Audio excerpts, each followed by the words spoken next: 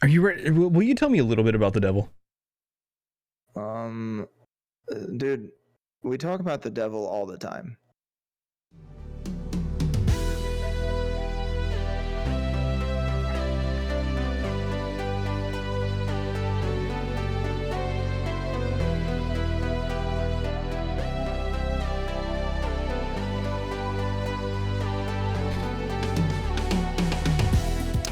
Hello and welcome to this week's episode of the Metacast podcast. As the podcast that explores itself, explores ourselves, and explores the self in general.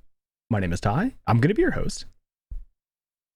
I'm your co-host, Distance, and I actually have family from West Virginia. Me too. And tonight is the Metacast movie show about the devil all the time.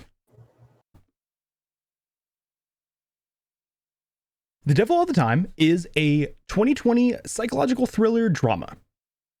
It's directed by Antonio Campos. The screenplay is written by Antonio and Paulo Campos, and it's based on the book The Devil All the Time by Donald Ray Pollock. The movie stars Tom Holland, Bill Skarsgård, Sebastian Stan, and Robert Pattinson. The tomato meter rating was 64% with an audience score of 80%. So, as Distance mentioned, it's based on the novel of the same name and narrated actually by the author of the novel. The Devil All the Time centers around Arvin Russell, but it tells many interconnected stories that actually span quite a few years. As he brought up, it centers around two towns, one in West Virginia and one in Ohio. This movie, it kind of reminds me of, with the interconnected stories. Do you remember the movie Crash?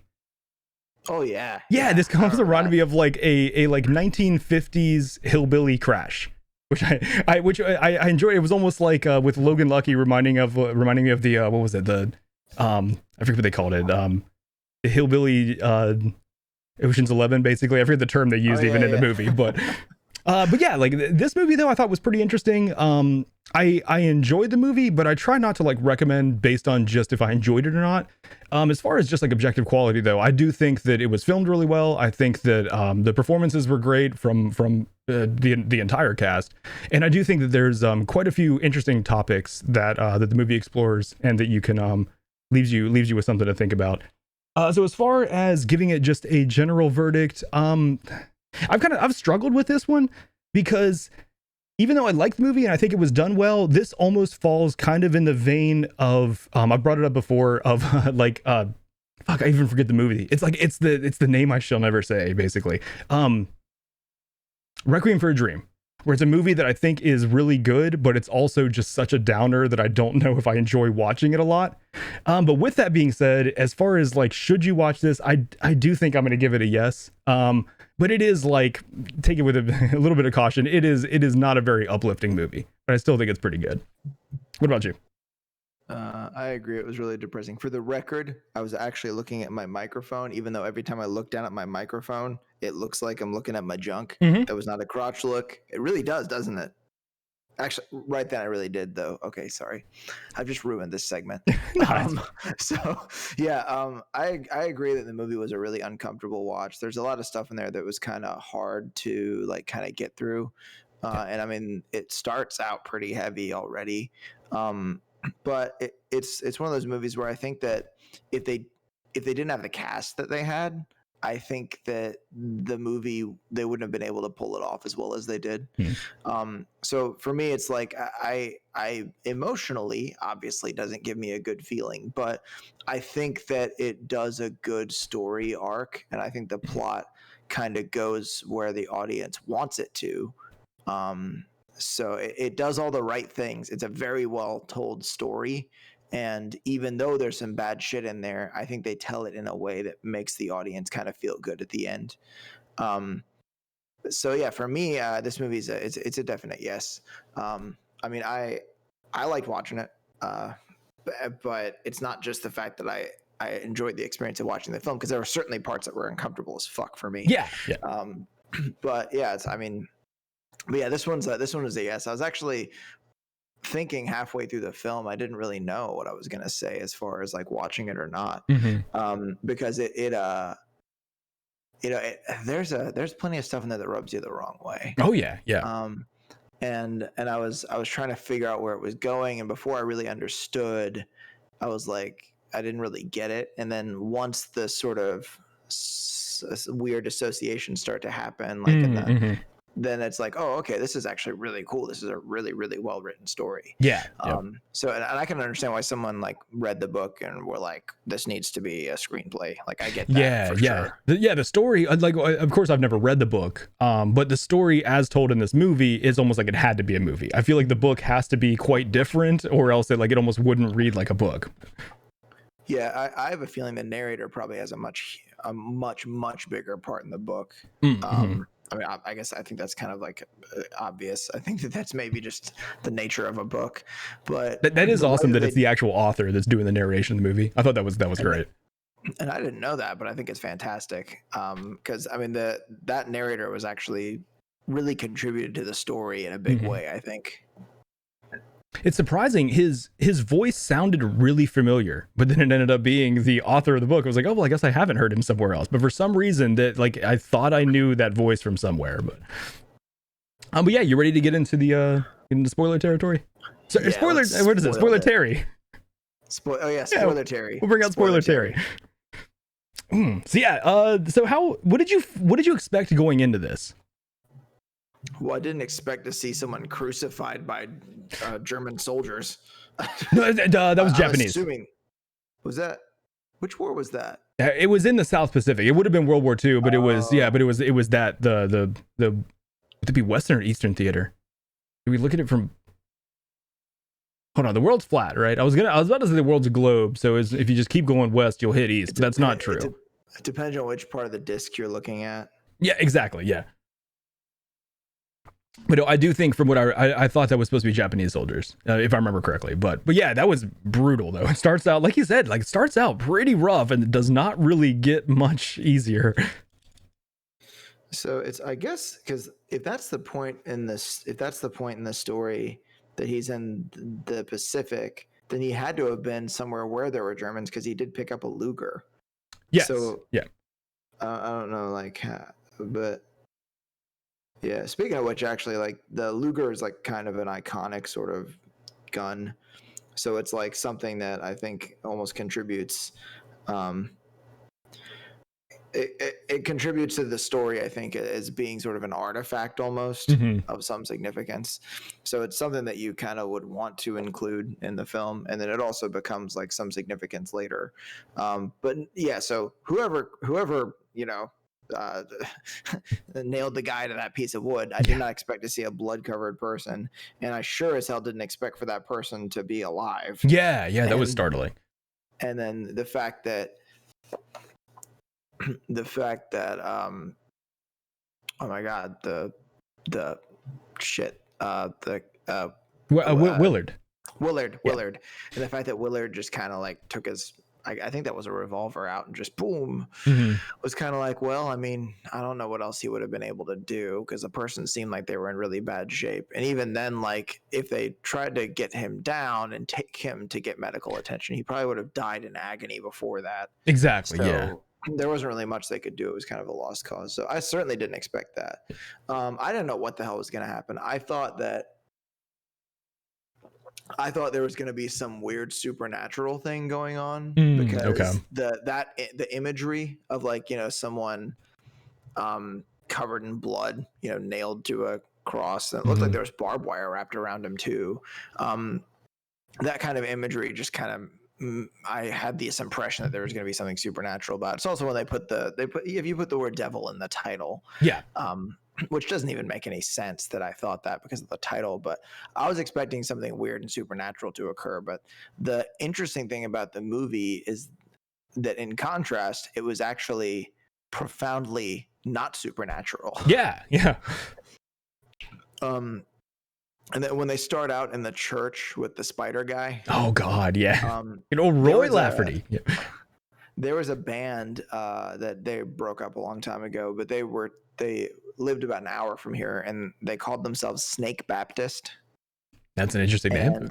They named themselves after the sect of certain rural area sects in Christianity that would actually kiss snakes on the head and things like that. Is that part of the Pentecostal branch? Because I know they're into the snakes and stuff like that a lot. But Pentecostals are into all kinds of weird shit. True. Yeah.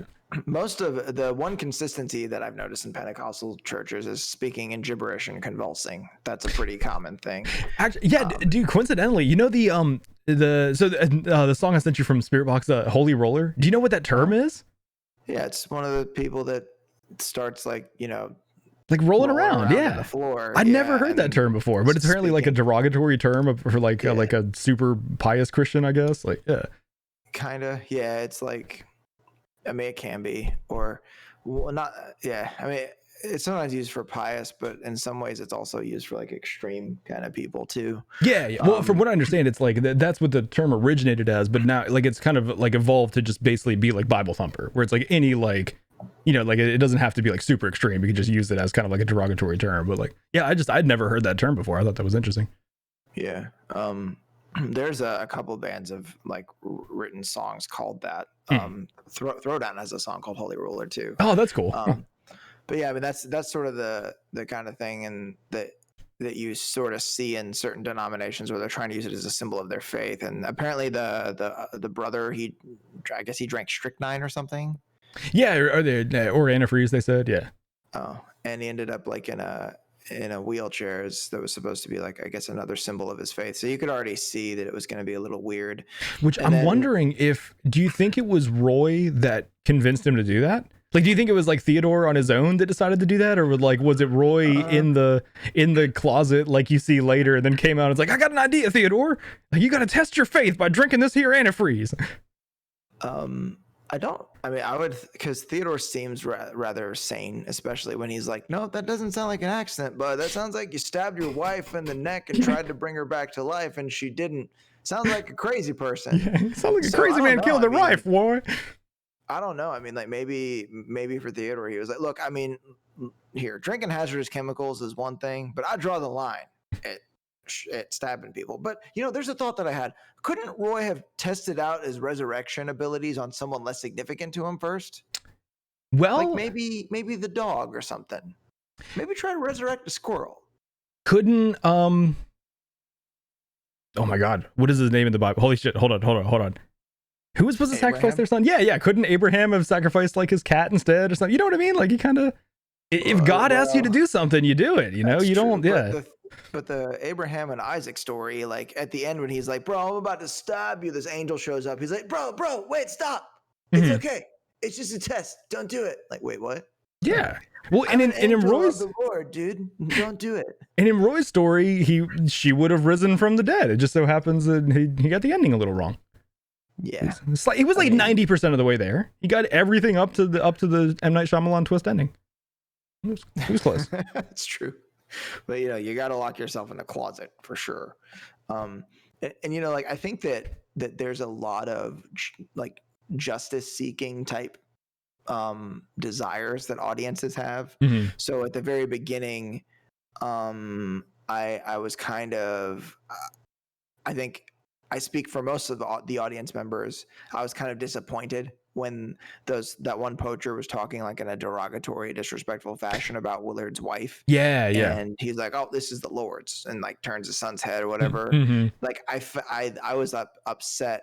But then when they get in the car and he's like, "Roll your window up, boy," he's like, "You motherfucker!" Yeah. I was like, "Yeah," like that. I think that, and there's something, and I don't know. This is maybe like a weird thing. There's something uniquely interesting about watching your dad beat the shit out of somebody, especially when you know that person has done or said something like improper or disrespectful. Mm-hmm. There's something unique about watching your dad beat the hell out of somebody that when you are very young and you don't understand exactly what's happening, it gives you a different idea of violence. And you can see that when you look at, was it Arvin or Arwen? Arvin, yeah. When you look at Arvin, like you can see that he learned something from that. that stayed with him for the rest of his existence, because Yeah. violence was about the only thing he was using to fix anything. And to be fair, many of the situations in which he used violence, I think that maybe that was the only thing he could have done.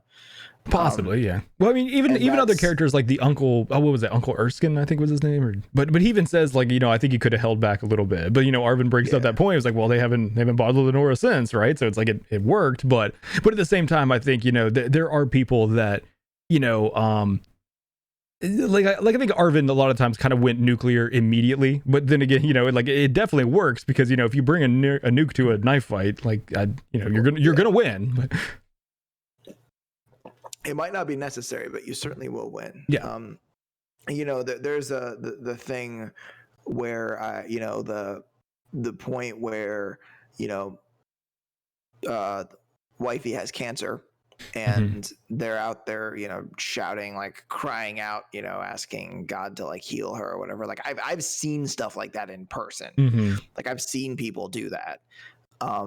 Like when I dabbled in Christianity, it was not an uncommon thing that someone would have something going on. Like I think one lady was having surgery for colon cancer, and next thing you know, there's like fucking 20 people with their hands on everybody else, and everybody's doing this kind of strange, you know, sort of praying for healing thing. I mean, to be fair though, the placebo effect is medically significant. Yeah, no, definitely. It's a relevant thing. So, I mean, if that helps to stimulate a placebo effect, then maybe it's good. Whether or not anything's actually happening. But that group they were kind of like charismatic, so it's like Pentecostals, but not quite as crazy. Yes, but then also I think that, I mean, like this movie brings up in some other ways, I think that, like you just explored with that, there is a measurable placebo effect that can be positive, that is positive. However, that is not the only effect. So it's like, I think you have to look at, is the net effect positive? Because there can be the danger of like faith going too far. Like if you look at, like we just brought up with Roy Lafferty, like there are, you know, I mean, that's an isolated, you know, a weird kind of example, but if you are someone that is emotionally unstable and insane, and you think that God is talking to you, all of a sudden, you know, the crazy ideas you have become divine. And that idea to like take your wife to the forest and stab her in the neck with a screwdriver is, you know, God's plan. And that becomes a very dangerous thing. Yeah. And the thing is that the thing with Willard and Arvin, like when Willard is doing the praying and stuff, like his thought that he needs to sacrifice something he cares about. Yeah. At that point, then it becomes harmful. Yeah, exactly. Now you've like essentially like killed a dog. I don't think you find out till later that the dog was actually crucified, right?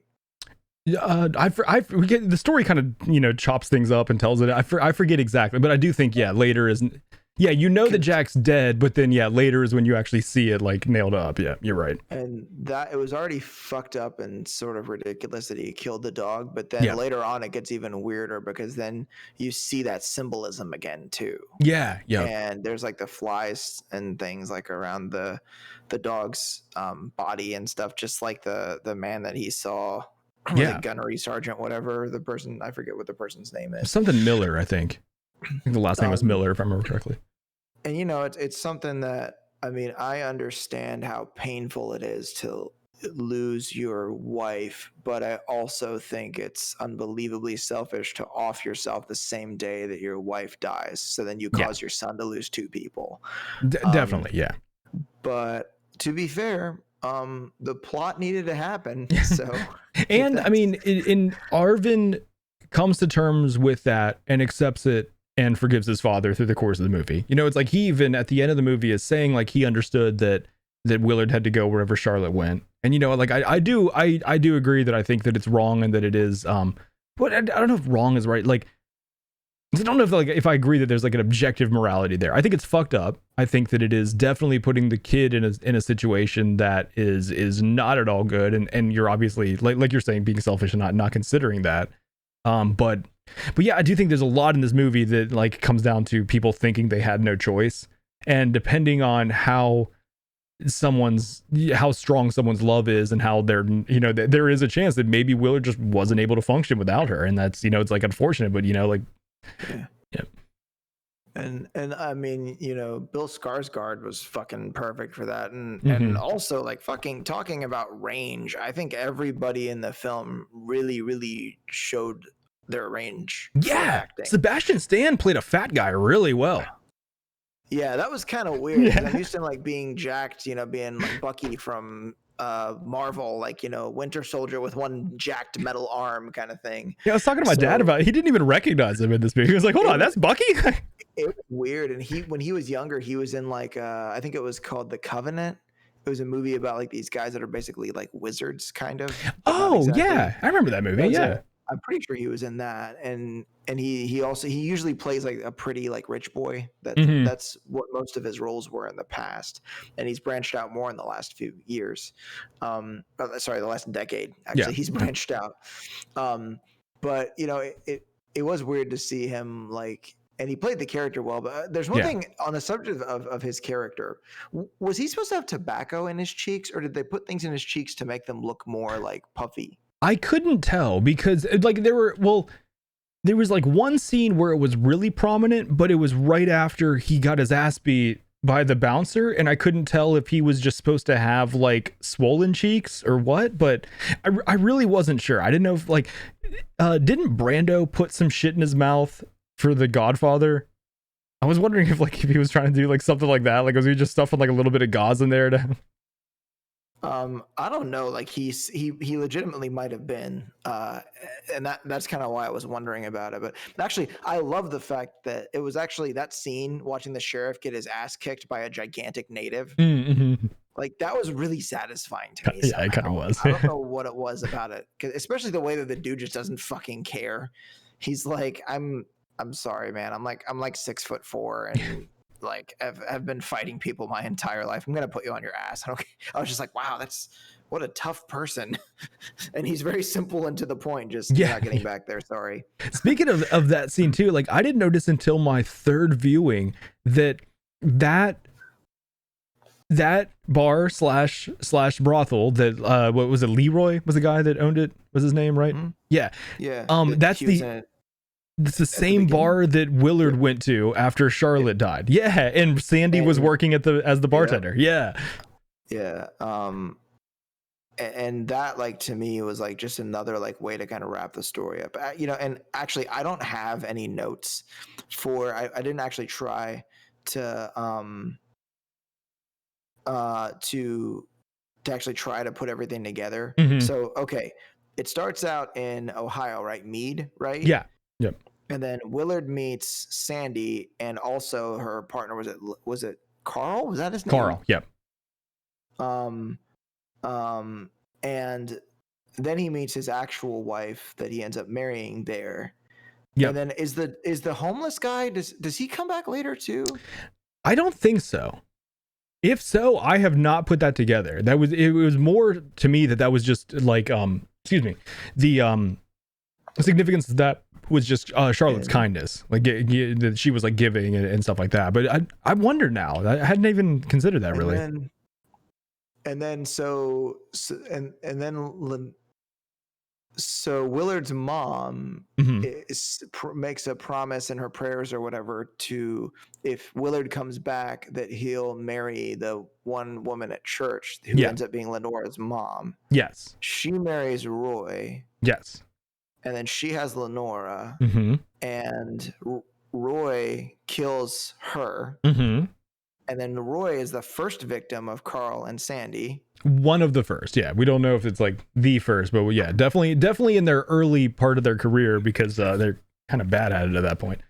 And then Lenora ends up with Willard's parents. Yes. Right. And then just Willard's mom. I don't think we ever know where Willard's dad is. Yeah. So ends up with Willard's mom and uncle whatever. Uncle Erskine, I think. Right. And okay, then who else? And so then, Willard, and I don't even remember his wife's name in the movie. Willard kills himself after his wife dies of cancer, and Arvin ends up with his grandmother, who's also taking care of Lenora. So they grow up as siblings. Step bro. And then the the sheriff, what was it, Sheriff Bodecker? Sheriff Lee Bodecker. Is Sandy's brother. Yes. And it's all so crazy. Yeah, yeah. And then, okay, then what else? What other connections are there? So then, oh yeah, and then you find out later that the sheriff. No, you actually know at the beginning the sheriff responds to the call, right, when Willard kills himself. Yes. Yep. So. Yeah, so he meets so Arvin, crazy. yeah, like 8 years earlier. Then, yep. So the brother of the person that killed Lenora's dad ends up responding to a call involving the son of the woman that's taking care of Lenora. Like, it's so crazy, like the way that they do it in this movie, and then everything comes full circle and they just close it off at the end. But it is like true about small towns where like there are just the weird connections like that. And then I love like how the author says, how does he word it? It's something about how everyone's related either by blood or by one godforsaken calamity or another or something like that. Like, it's a great way of saying it. Yeah. And when I heard that at the beginning of the movie, I was expecting shit that happened was bad, but I was kind of expecting worse. Okay. Do you think it's fucked up that Roy left his brother? Yeah. Yes. but out of all the fucked up things in this movie, that one is nowhere near the top of my list, because I feel like Theodore had plenty, like, you know what I mean? Like, it's definitely fucked up, but I think Theodore was fine. It's like when we did the killing of a sacred deer, and the thing that the three of us were outraged about was the fact that he was rude about the fish. Yeah, like there's a scene of him literally spinning around and like randomly choosing a family member to shoot based on luck, and we're having a 20-minute conversation about him being rude about overcooking fish. But don't you dare be rude about the fish. But no, but like, you know, I mean, it is definitely fucked up. But yeah, in this movie though, I think that there's a large gradient of fucked up, and I think that one's closer to the acceptable end. Did you know that Pattinson's character, what was it, Preston? Did you already have a feeling that was that my door? I heard something. I assumed it was your cat, but I see your cat behind you on the couch, so it was not him. I heard someone walking down the steps in the breezeway. I think somebody might have just dropped something. Interesting. That was startling as hell. Yeah, it was Reverend Preston Teagarden, I think was the name. So did you know that he was kind of a villain before, like, they wrote him that way? I mean, they got right to the chase pretty quickly with making him unlikable. Yeah, I mean, you basically, I forget, like, one of the first introductions to him in the movie is the whole like chicken liver scene, and he pretty much makes himself out to be a dick in that scene. And right before that, the narrator says Preston loved how people listened to him and hung on every word, and talks about how he was thankful that his mother decided he was going to be a preacher at a young age, and he couldn't win a fight, but he could recite the Book of Revelation in his sleep. I remember that. But it's like that when you hear the narrator essentially explain that he's a bit of a narcissist, you kind of don't like him already. But I really want to talk about Robert Pattinson as that character, because I don't think that like one of the actors that's often cast as a villain would not have been able to do that well. Like, you couldn't have had like Joaquin Phoenix was chilling as Commodus and Gladiator, but he would have been too much. Gotcha. Or like the British actors they often cast as villains. Like, I mean, Sting has actually been a villain before. None of that would have worked. Like, it wouldn't have been appropriate. What's the guy that was in the Crispin Glover? Crispin Glover has played villains on numerous occasions. Yeah. But I think that casting Robert Pattinson, who hasn't really played a villain per se before, I think that that was successful because of him. And also like range, dude. Fucking talk about range. Like, yeah, I thought he did great as that role. Yeah. That shit was incredible. Like, he did everything perfectly, because there's like this, and okay, tell me if you know what I'm talking about. So there's like that archetype in movies of like the weak male. Okay, yeah. That like the audience kind of doesn't really like you sort of just have some weird thing, like I guess maybe for Westerners, like you have some weird kind of feeling about them. Yeah. And that's kind of like the role that he played. Yeah, people like it's always like Weasley or slimy or like I don't know which like term people use. I know what you're saying. Yeah. It's like who's that one psychological theorist that has like that hierarchy of morality. Oh shit. You start out doing things because you're afraid of punishment, and then later on you do it because it's just the greater good, or it's the proper or virtuous thing to do. Like he's low on that because to him he doesn't care about doing anything wrong. Yeah. But then when you're caught, that's when you all of a sudden, only when there's negative consequences does it occur to you. Yeah. And that's very childish too. Yep. You know, like a 4-year-old doesn't think about what's going to happen later. They just do whatever they feel like right now. But it's interesting that, I mean, there is some irony in the fact that while Arvin is beating the shit out of people that were disrespectful to Lenora, that something much worse was happening. Yes, that was really interesting that like how did I think of I didn't word this, or I didn't actually put down like in my notes the way that I wanted to word that, but it was like he almost chose like revenge over protection.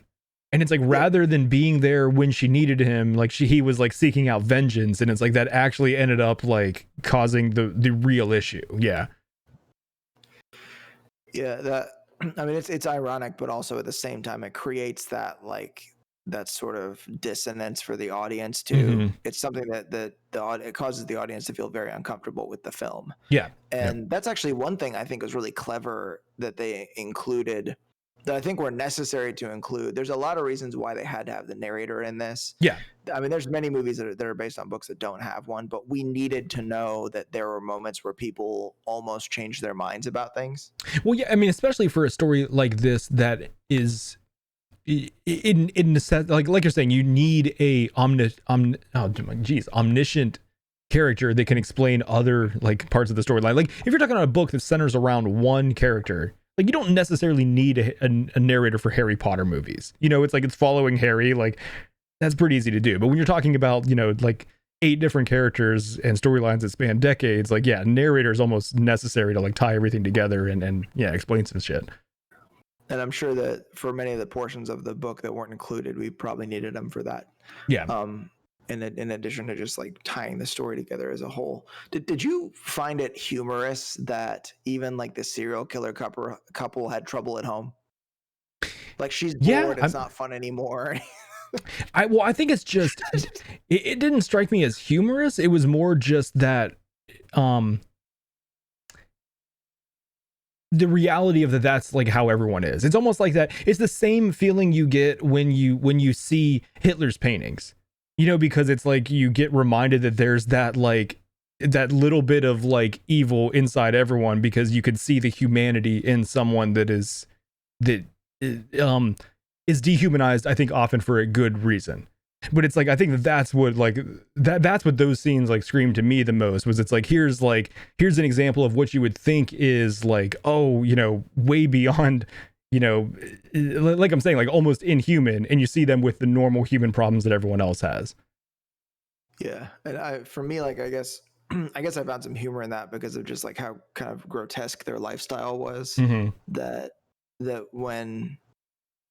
But yeah, it's exactly what you're saying. Like, I mean, like that's what they were doing, was like making something human about these people that were for what most people would call evil. Yeah. But yeah. I guess I just found some humor in that because of the fact that like maybe it was just sort of the incongruency between the fact that I wanted them to be monsters. Yeah. But they were just really shitty people. Yep. How did you read the scene where Sandy was like fondly looking at the victims' pictures? Dude, the Sandy character is really interesting to me. There was a few things that I didn't really understand. That was one of them. The same, which I didn't really understand why she couldn't leave. There was something, you know, like I'm not fully grasping, I guess, that character's motivations in a way that I wish I did. So I knew that like she had some sort of, you know, deep emotional attachment to what Carl and her were doing, but the narrator only really explains Carl's motivations. Where the narrator has that awesome line where it says, "Only in the presence of death could he feel the presence of something like God." About the sick fuck, but never really goes into Sandy and why she's there, other than like the other interesting thing the narrator says when Sandy's considering killing Carl and then running off with Arvin, and says something about like. I forget how the narrator words it, but something about like, well, the boy's a little young, but she could make it work. It was interesting to me. There was like, well, so does she not even consider that there could possibly be a life without there needing to be this other character there? Like, you know what I mean? Like, she was almost like in her mind, always part of a duo. Like, she couldn't just be like Sandy. Yeah. I think codependence is probably that's not a crazy assumption to make or a crazy assessment to make of her behavior. I think that it was kind of weird that it was like, well, you can't just be on your own. And that's like another one of those parts where the narrator gives you a possibility of something else, but then it's the fact that there's a possibility of something different that makes the tragedy worse. Yeah. And Sandy's a weird character because that character kind of fucks up your moral compass a little bit. Because you kind of want her to end up someplace that's not so shitty, but a lot of the stuff that she's done was not all Carl. She participated in much of it. Yep. And the part where they picked up that private, I guess, that was going off to Vietnam. Yes. Shit was not anymore. Hard watch. That's pretty rough. Yeah. That shit was a really hard watch. I mean, everything, even the dialogue before and the end, because now you know what's going to happen because you've seen it happen already. You're not in the dark like in the first scene with Roy. Yep. And it's just the sort of anticipation of it and the sort of awkwardness. Like he because he kind of reminds you of like a church boy. Yeah. We're just like way kid, too wholesome. Yeah.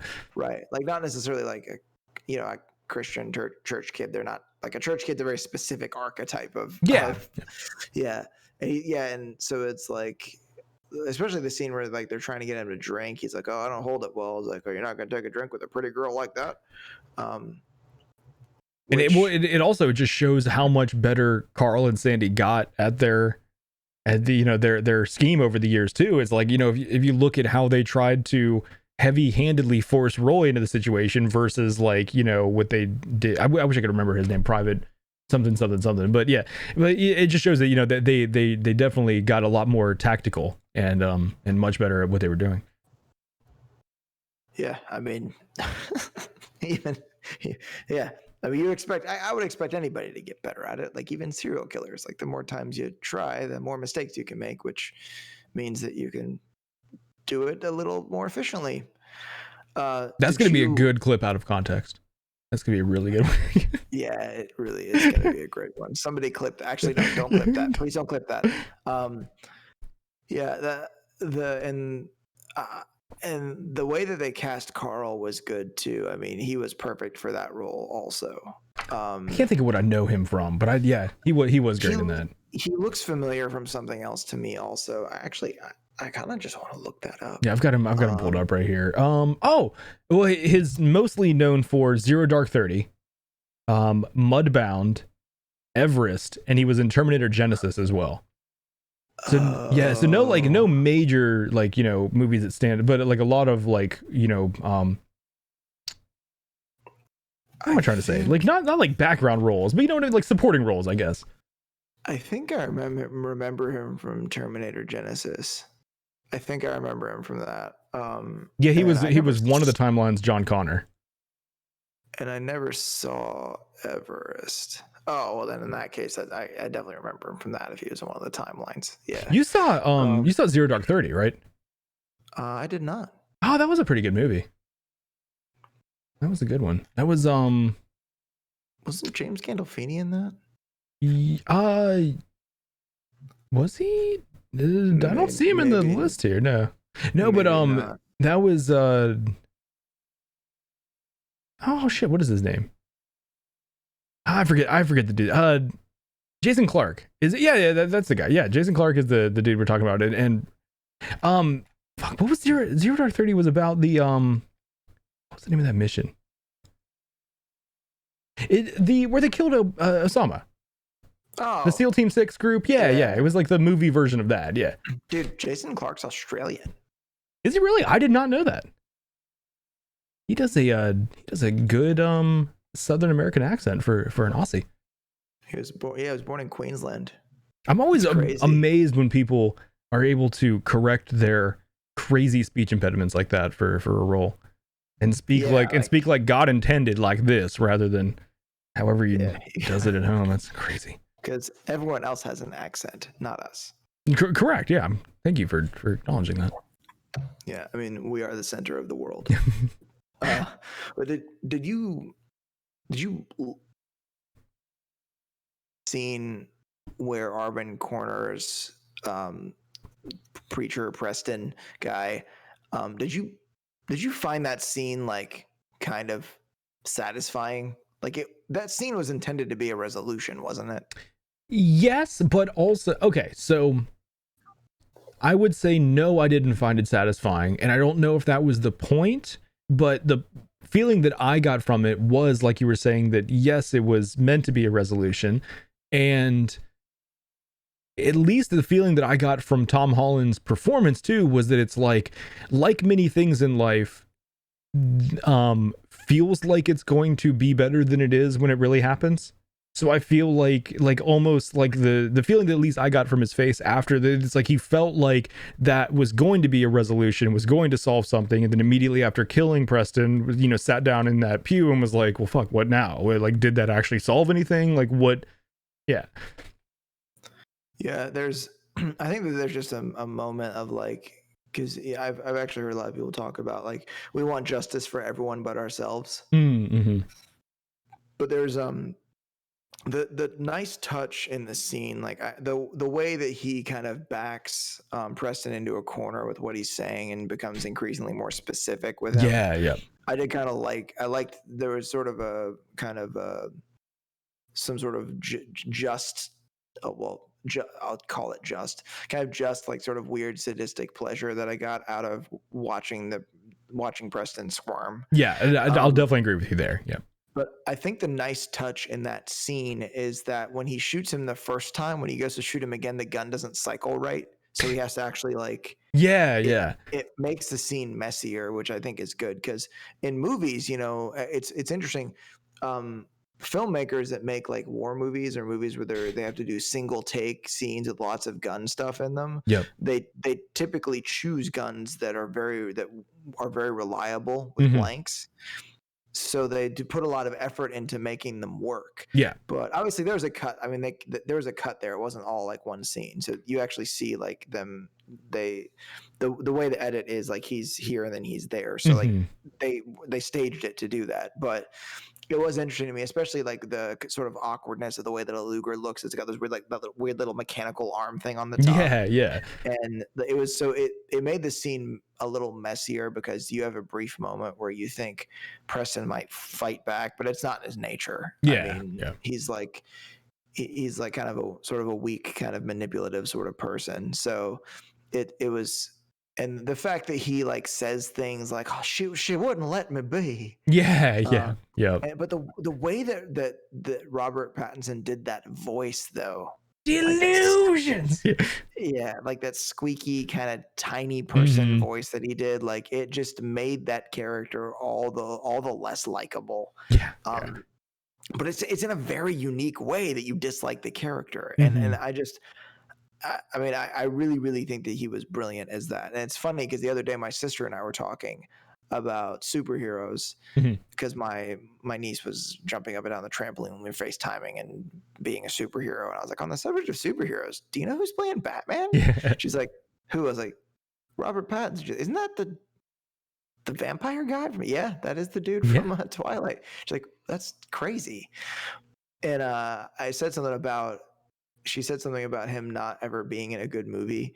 And I was like, I said to her kind of in response, like, he's been in some movies that are objectively good, like they're well done, but they're not enjoyable to watch. Yeah. To which I think she was very skeptical about that statement, but I even told her like that we did, The Lighthouse, which to me was a difficult movie to watch, but it was well done. Yeah. But this movie I think was well done altogether, and like I mean, just the feelings of discomfort aside, I still enjoyed it. Exactly. Yeah, and it is definitely. I mean, like I said, like I put it on the the gradient of Requiem for a Dream somewhere, but it's nowhere near as hard to watch in my opinion. But it is still like one of those movies. It is not a movie that I. So what I would say is like people have different intentions and like objectives and like what they want to get out of their entertainment. And if you're looking for something that's like going to entertain you and make you feel good, this is not the movie that I would put on. But like with that being said, it's not a movie that I like would avoid, or not a movie that I didn't enjoy watching. I definitely enjoyed it and enjoyed the time watching it.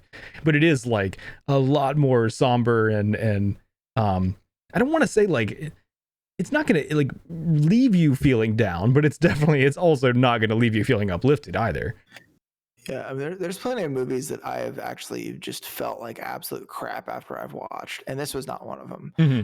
There are some movies, like there was one movie with Michael Caine in it, I think, that was super dark. The Dark Knight, the sort of like underbelly of British urban society that he ends up involved in. I like Michael Caine a lot. Yeah, Michael Caine does good work, and he was like it's that that I used to be a soldier character, where now he uses the things that he learned as fighting in the war to teach these guys a lesson or whatever. But it's not really an action film, but it was dark, man. And after I watched that, I was like, man, I just want to die right now. But this movie wasn't that bad. Like in comparison to some of the stuff that I've watched, like I wasn't like, like you were saying, it wasn't like, yippee. Yeah.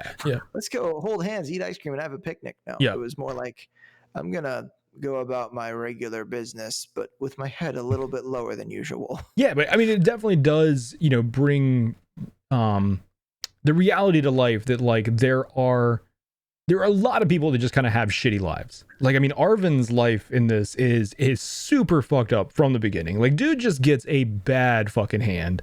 But with that being said, is incredibly fortunate in a lot of other ways. And I think the luck is like one of the things that's really interesting about Arvin's story, which even, I don't know if it's like a theme that the creators were trying to go for, or just something that like I noticed and pulled out. But I mean, there are quite a few situations where Arvin is incredibly lucky. For someone who was like I was saying, dealt a pretty shitty hand. I think it was pretty interesting. And at the very end, so earlier in the movie, Uncle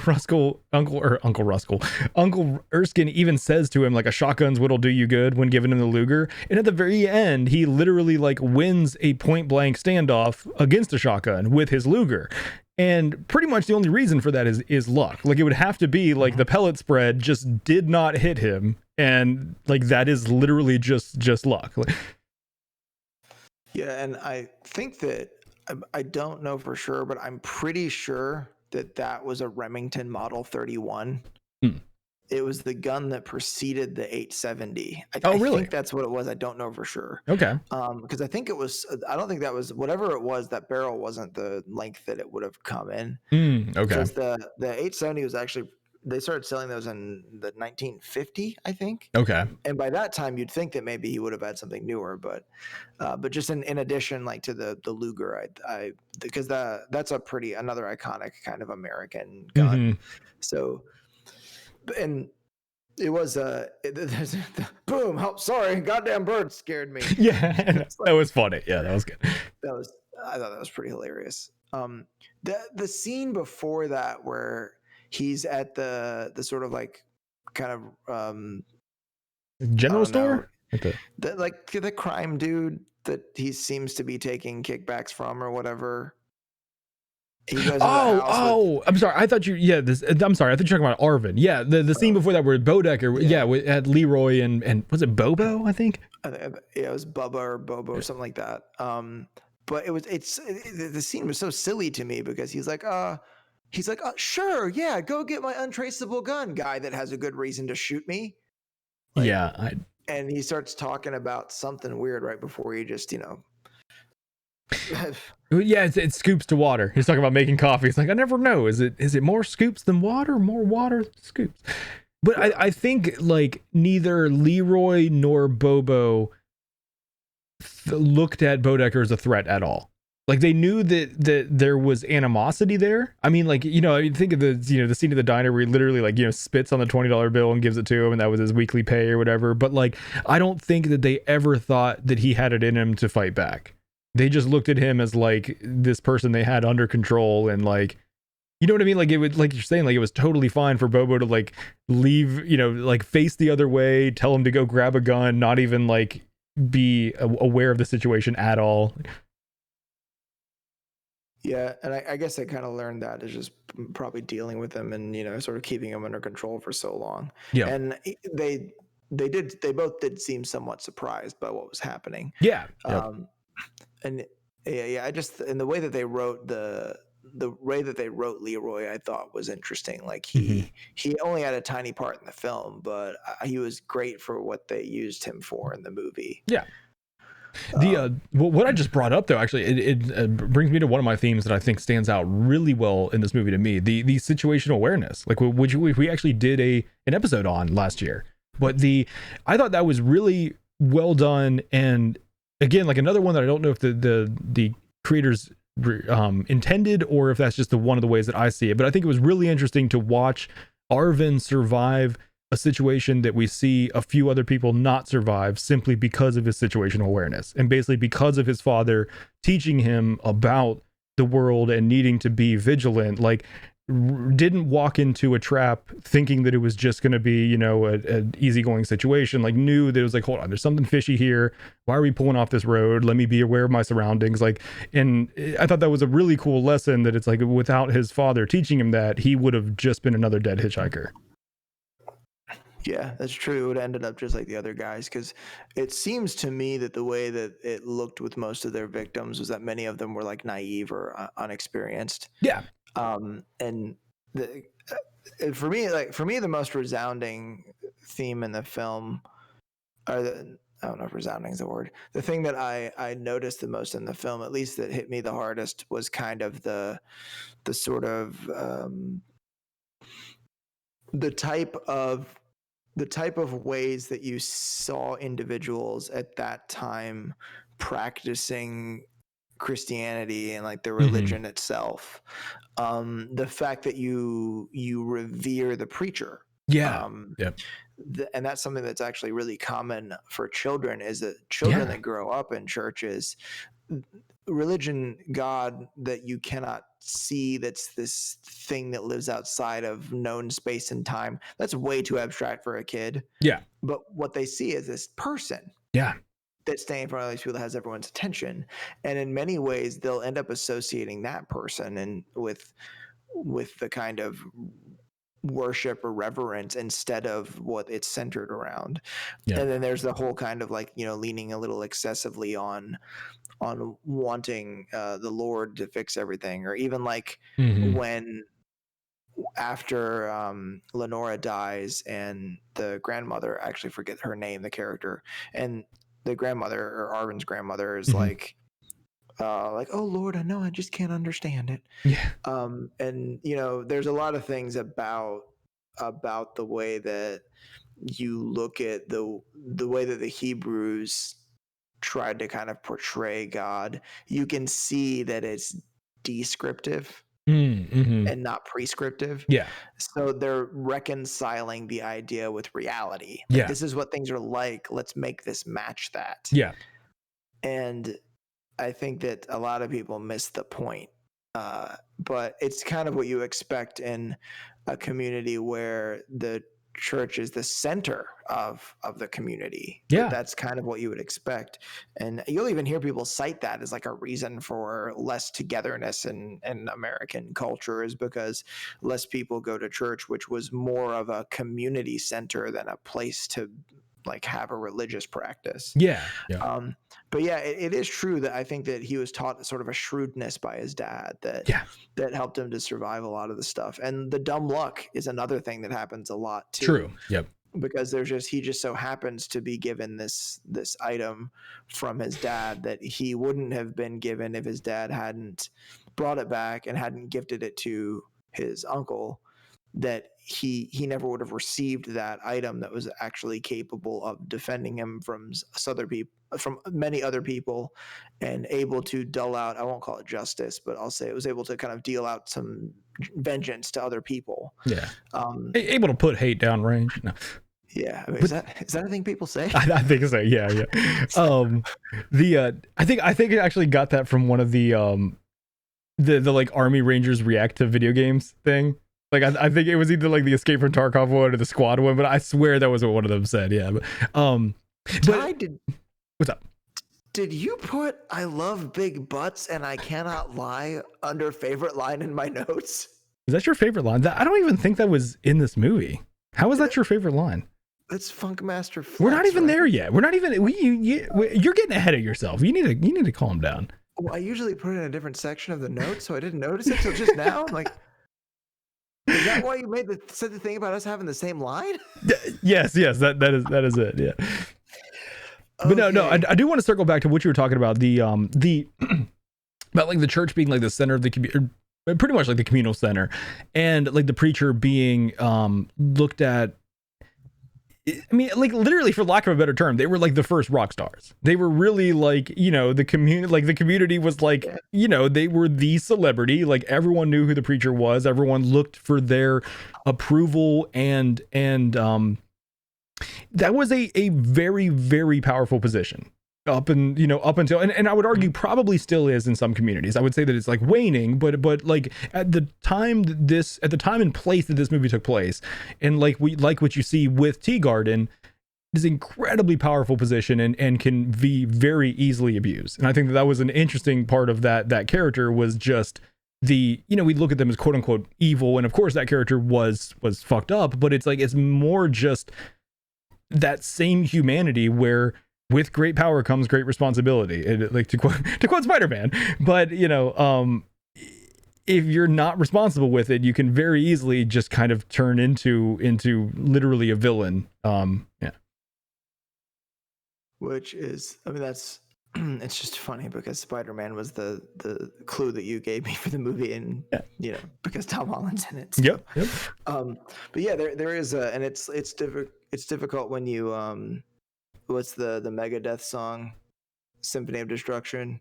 You take a mortal man, you put him in control, watch him to become a god, watch heads start to roll. That's cool. That's like just what happens, like that's what happens when people get into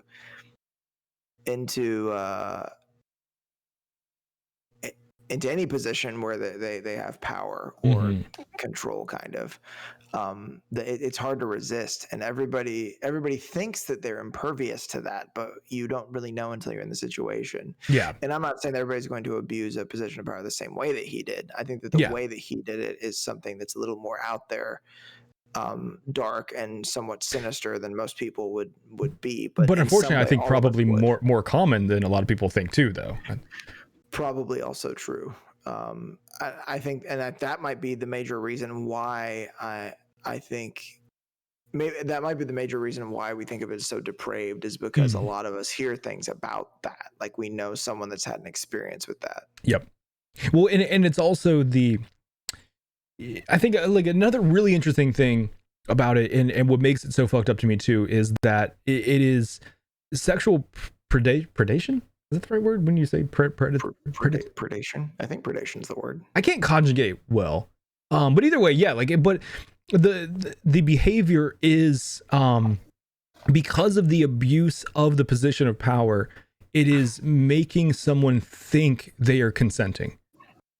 And that's what, to me, I think is very, you know what I mean? Like, it's basically like, if you even look at that, I forget the name of the girl. He like when Arvin is confronting Pattinson or Teagarden in that scene, he even says like about the other girl, like the one not Lenora that he sees with her, and it's like she obviously was like willing to be part of that situation. She even like when she rides off on her bike, like waves at him, and it was obviously like, but at the same time, it's like that is not consensual, because it is like it is just simply an abuse of power in that situation. Yeah, it's a very interesting and weird thing that I think it's an important idea to explore, I guess. Yeah, it's a place where that person's position almost discourages somebody from asking questions. Yeah, And it can give the individual that's participating in the predatory behavior some kind of impression, some rationalization they can make that what they're doing isn't wrong. exactly. Yeah, it's I think it was the whole like point that was brought up with like the Louis C.K. issue, where it's like is it consent when it's your boss asking you to do something and you say yes? You know, like you feel like you kind of feel like you have to. Like going back to like what I said earlier, where it's like you like multiple characters in this talked about how they feel like they had no choice, and it's like I think that's like a reality of a lot of life is in good and bad situations. I think like we feel like we're kind of on a set path where we don't really have a choice. But it was interesting. Yeah. Like one of the things you brought up where it was kind of the dumb luck, there is this. I wonder if there's part of the intent in the story to show like these quote unquote acts of God almost, that they're not like, you know, depending on how you see the universe from like a religious point of view, like is it dumb luck or is it an omniscient being kind of guiding this story in a certain way? Yeah, you could almost say that. What was there's a story someone wrote about, it was about a guy that he decided that because of the way that reality was, that the way that the world was, that if there was a God, that the last thing in the world he'd want to do is spend eternity with that. And that he seems like familiar. The whole story like rebelling against God and like talking about how, you know, well, I don't even if you do, it's like you do exist, but I hate you because of like what you are, what you do, and how things are. Mm-hmm. That it's almost like this idea that it, you could call it divine, you could call it an act of God, but in many ways the way that the story unfolds kind of gives the implication that perhaps this is supernatural, Mm-hmm. and maybe the God that's manipulating things doesn't really care. Maybe that God actually wants terrible things to happen, you know? Or I mean, like it may be just that we don't understand. You know, God works in mysterious ways. Like, but you know, like a lot of the things that like, if you look at the arc of the story, it wasn't like all that terrible. I mean, there was a lot of terrible things that happened, but it's like we look at everything as terrible because we value every single life.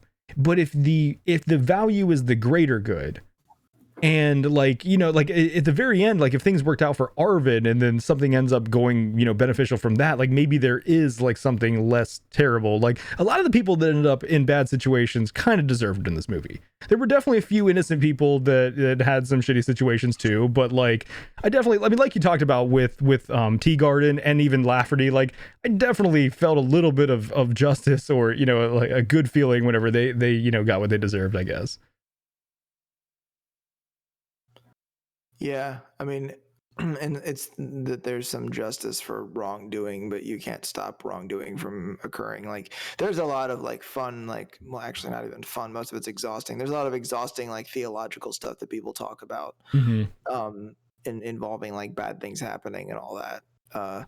But you know, for one person, God is great and has blessed them so much, and for someone else, like, the Lord has tested them their whole life, kind of thing. Yeah. You know, one person is King Solomon, another person is Job. Yep. Well, I mean, there was a line in the movie that, you know, they said it in a way that meant something completely different, but the character said, some people are born just so they can be buried.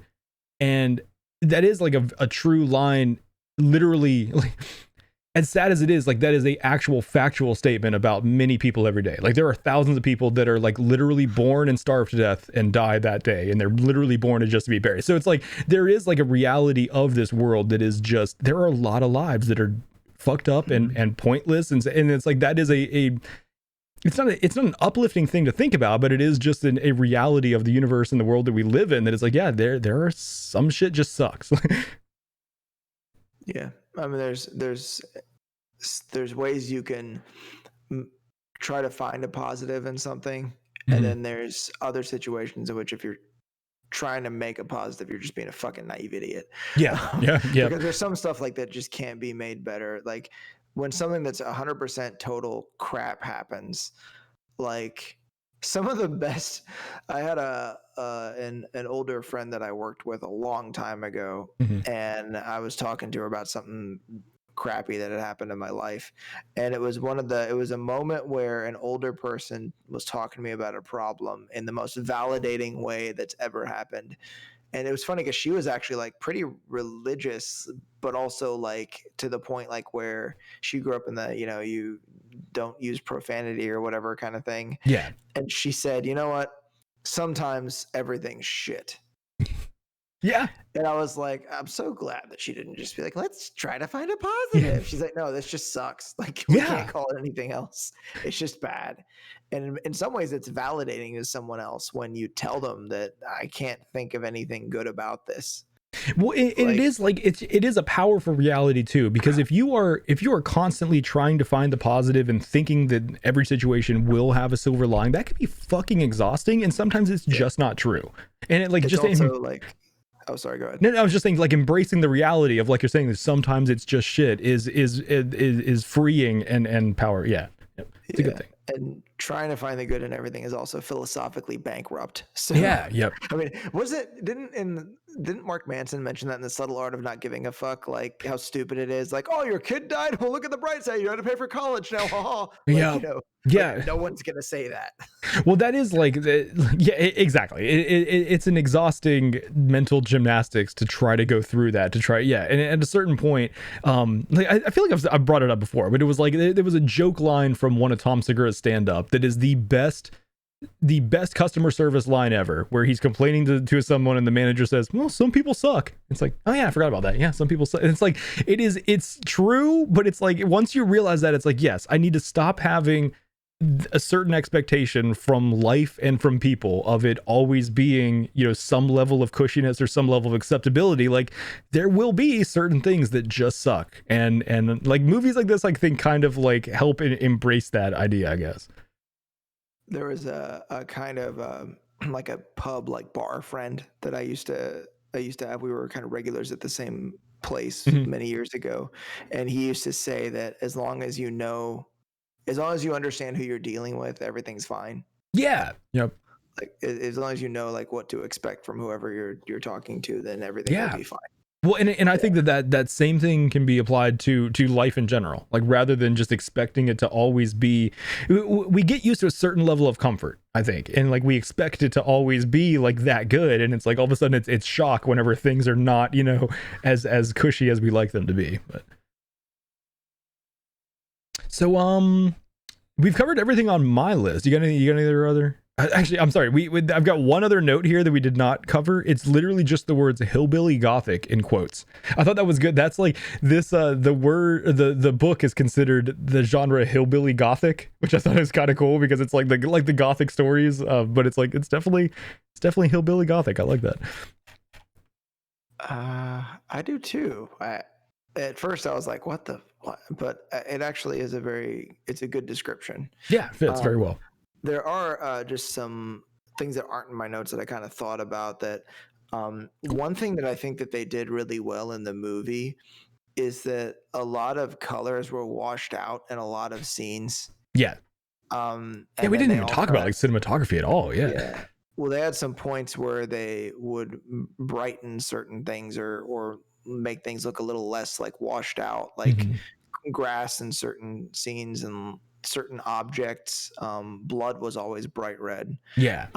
But there are some portions of the movie where they picked sort of dimly lit kind of locations where things looked kind of gray. And the exceptions they made in the kind of colors were interesting. The times that they chose to do it was during some of the worst stuff in the movie. Yeah. Like the scenes involving Preston doing the deeds that he was doing with individuals oftentimes happened, at least past the first part with Lenoria, that they seem to happen in like green, wide open spaces. And that the serial killer couple would take people to beautiful locations to kill them. Yeah, and even the scene of like right at Roy's death, where he looks up and sees the sky, and it's like a beautiful shot of like, they did that really well of juxtaposing, like yeah. And the brothel too, like there were some like some like warm colors, like the reds and stuff, and the curtains and things. Mhm. And there was like some brighter colors behind the bar top. Yeah, it was still like dimly lit, so that the colors were somewhat subdued. Yeah. I thought that a lot of that was really interesting, and there is something that I think a lot of city people don't necessarily understand. That my mother was born in West Virginia, Mhm. and not necessarily where they grew up, but there's something about West Virginia that it's almost like, because the coal business was so booming there, Yeah. that in those days everything was like dirty all the time. Yeah. Yeah. And that's something that like city folk don't really understand, is that in the country there's a certain level of dirty that's okay, Yeah. Yeah. that people don't really mind. And it's places where, when you have wood panels on your home that need to be painted, well, if you're living in a blue collar area, everyone's going to be so fucking tired when they get off of work. They're not going to want to mess with that shit. Things get neglected. They Yeah. sure as hell don't have enough money And it's not like unhygienic dirty. It's just like because of, like you're talking about, the logistics of like using things. And like for instance, I think the best example of that is if you have a truck that's an actual work truck, it's not going to be clean and spotless. It's going to be mud covered and because you're using it for work. Yeah, I mean, most of the guys that I know that buy trucks, like any of the guys have land that buy trucks. It's an old shitty truck that Yep. just runs, and that's it. Yep. And it doesn't matter what's torn out of what and like how pretty the inside is. It's just a piece of shit. But yeah, I think they did the settings really well, and the sort of contrast they did between that and the sort of city area at the beginning, Mhm. when Willard gets back. I think that they did the settings really well, Mhm. and there's just certain subtleties that give the audience a certain feeling that they might not even be aware of. Yeah.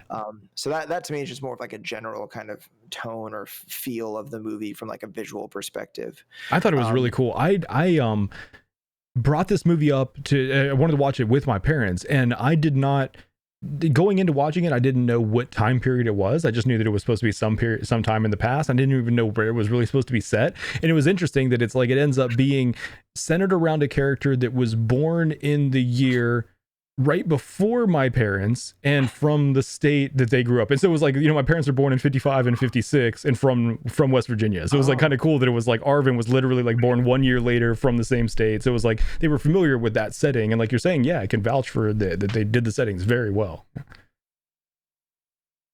Yeah.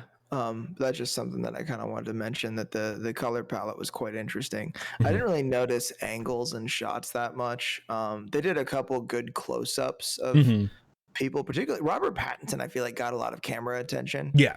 In the scenes he was in. I think because they were trying to capture like the real, like the subtleties of his wickedness, I guess. Yeah. Yeah, and I mean, I think Tom Holland got plenty of attention too, because he's essentially he's the protagonist as far as I can tell. Yeah. Which was interesting, actually. That's another thing I didn't mention, because I didn't quite understand what was happening, because I forgot Tom Holland was going to ever be in the movie. I was like, oh, Bill Skarsgård, Tom Holland. Who? Yeah. Well, because all of Act 1 is with young Arvin pretty much. Like, yeah, you don't get Tom Holland until a good third of the movie. Yeah. Yeah, and then I see this 7 years later or whatever it says, however many years later. I'm like, oh yeah, Tom Holland. Yeah. I was like, here's where he comes in, because I was like weird. I was like, well, if Bill Skarsgård died, then how can the movie even happen? Yeah, like who's my main character now? By the way, so I mean, we talked about Pattinson's performance, but how did you feel about Holland? I thought he was great in this. I thought it was brilliant. Yeah, I mean, it's funny because if you look at him and like his personality, he's a very like happy-go-lucky kind of person. It seems, at least in public, like when he's talking to people on talk shows and shit. He seems like a really fun-loving guy. He seems like Peter Parker. Yeah, exactly. Yeah. So him playing that role in the Marvel movies, I think worked well with his personality already. But for this movie, I think he really needed to do some acting. Yeah. And not to say that he wasn't acting in the other films he did. I think it just came to him more naturally. But I thought it was great. I mean, the accent that he did, that attitude, that sort of darkness about him, like the it's almost like the dread that he feels at injustice, like the chip that he has on his shoulder. Like, yeah, I thought it was great. Yeah, I thought it was very believable. Yeah. and for me, like the people playing the roles, to me it was the accents that were the most incredible, because Bill Skarsgård, his hillbilly accent was a little bit overdone, but I still think it worked for that character. But yeah, I mean, I thought Tom Holland was brilliant. I mean, I imagine you liked him in this too. Yeah, I thought it way more believable than I would have expected. Like you were saying, like it is like I picture him as that Peter Parker, just kind of like way too positive of a character. So it like I thought a lot of this was gonna feel like, you know, bubbly British kid plays, you know, solemn Southern American, but no, it felt way more believable than I expected. Yeah, I was really impressed. I mean, in the movies where a well-known actor can make you forget that they are who they are, yeah, like that's always impressive to me. And that's kind of like, I forgot that I was watching Tom Holland on screen. I was like, that is Arvin, that's this character. I really believe it. And same with Bill Skarsgård. Like I forgot he was Bill Skarsgård because he buried himself so deeply in the role. And same with like Robert Pattinson. He was that character. Yeah. And honestly, like of what I've seen Pattinson in, I think this might be the best thing he's done. Yeah, I really liked this role. The character's a piece of shit, but his performance was brilliant. Well, exactly. Yeah, I shouldn't say it like but no, I thought that interestingly, you kind of pointed that out to me, that maybe it's because of the mask, but never in this movie did I see him as Spider-Man. And never in this movie did I see Sebastian Stan as Bucky. And that may be the physical transformation that he did either, or it may just be because of their range as actors that they are able to break that typecast. But it is interesting for me, for someone that likes the Marvel movies so much and watches them probably too much.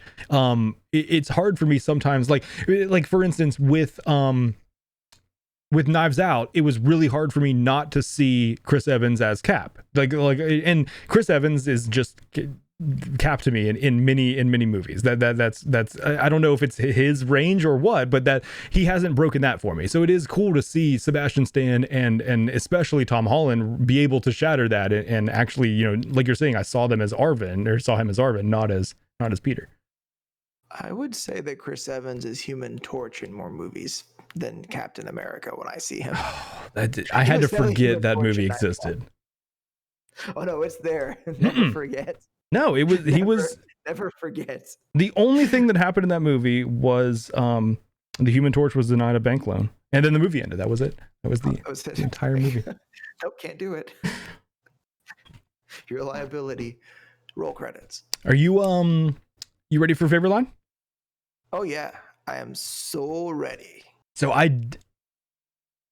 texted you thinking that, I mean, we've said it multiple times, but I did think that we chose the same favorite line this week. But now, after you texted, I'm not sure that we did. I have a feeling I know which line you picked because I almost did. Oh, really? Okay. Well, I'll go first then. I want you to tell me. This a lot, though. This happens a lot.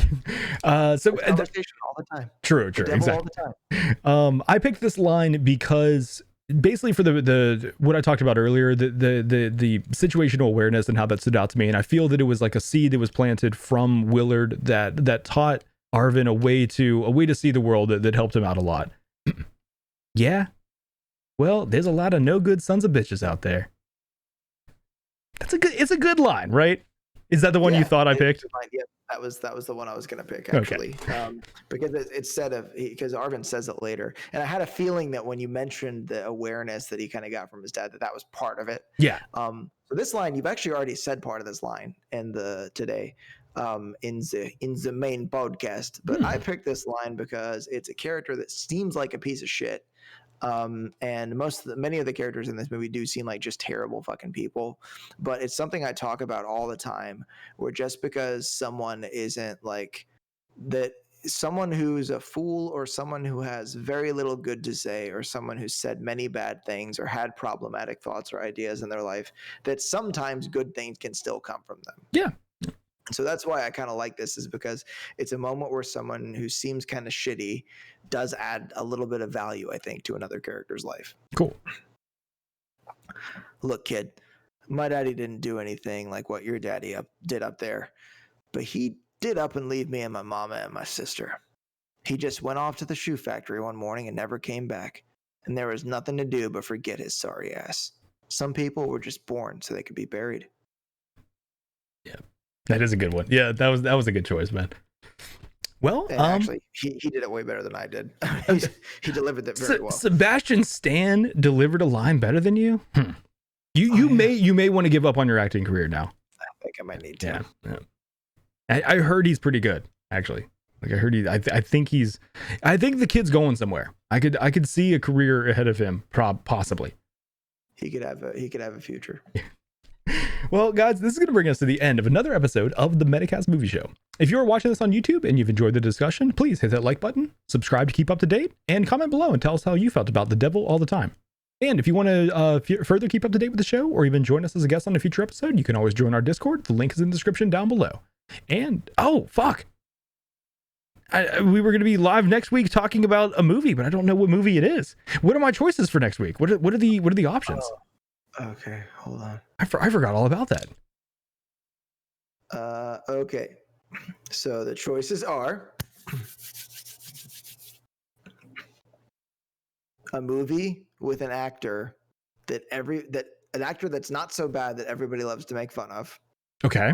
A movie with a bad actor who's trying his hand at being good. Ooh. Or a movie that we've kind of already made fun of. We kind of are. Oh man. Okay. It's really jumping out to me. I want to see the bad actor trying to be good. Okay, it's Aftermath. Aftermath. Oh, okay. I'm ready for that. Yeah. Sweet. Arnold. Okay. I couldn't remember if we did this like on the recorded podcast, this part. Or yeah, so that's why I was kind of like, okay, let's do it. We're supposed to, and it's in my notes right between favorite line and outro, and I literally just scrolled right past it, and it was like, it says next episode's movie placeholder. Yeah, that's good enough. Yeah. So, placeholder. Dude, is there a movie called Placeholder? That would really fuck up my notes if there was a movie called Placeholder and we actually did that. That would be, oh my god, yeah, we would crash. If there's a movie called Placeholder, we have to see it. Circling back to where I was, we'll be live next week on Wednesday at 7:30 p.m. Eastern Standard Time on twitch.tv/TylerTV talking about Aftermath. So thanks everyone for listening, and I hope you guys have a great week.